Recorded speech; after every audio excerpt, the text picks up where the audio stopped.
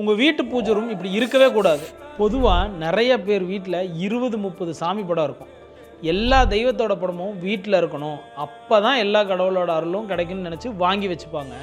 But என் கேள்வி என்னென்னா, உங்கள் வீட்டில் இருக்கிற ஒவ்வொரு சாமிக்கும் உயிர் இருக்குதுன்னு ஆத்மார்த்தமாக நம்புறீங்கல்ல, அதனால தானே பூஜை பண்ணுறோம். ஆனால் நம்ம தினமும் ஒவ்வொரு சாமிக்கும் பூஜை பண்ணுறது, டெய்லியும் பிரசாதம் படைக்கிறது, ஆரத்தி காட்டுறதுன்னு அதுக்கான நேரம் எடுத்து மனசார வழிபடுறோமா? இல்லை. ஏன்னா அது ப்ராக்டிக்கலி இம்பாசிபிள். சரியாக தீப ஆராதனை கூட காட்ட முடியாது.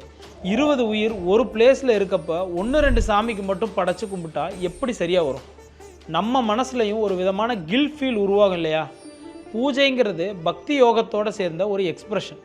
நம்ம எதிரில் இருக்கிற தெய்வத்தை மனசார வணங்கி அவங்க அங்கே தான் இருக்காங்கன்னு பாவிச்சு அவங்கள ஆராதிக்கிற செயல் தான் பூஜை. அண்டு இந்த காலத்தில் 20 தெய்வங்களை ஆராதிக்கிற நேரம் நமக்கு இல்லை. இதுக்கு என்ன பண்ணலாம்னா, பூஜை ரூமில் குலதெய்வம், இஷ்ட தெய்வம், வரம் தரும் தெய்வம்னு இந்த 3 தெய்வங்களை வச்சு ஒவ்வொரு கடவுளுக்கான வழிபாடுகளை தெரிஞ்சு மனசார நேரம் எடுத்து பூஜை பண்ணிங்கன்னா தெய்வத்தோட பரிபூர்ணமான அருள் முழுசாக கிடைக்கும்.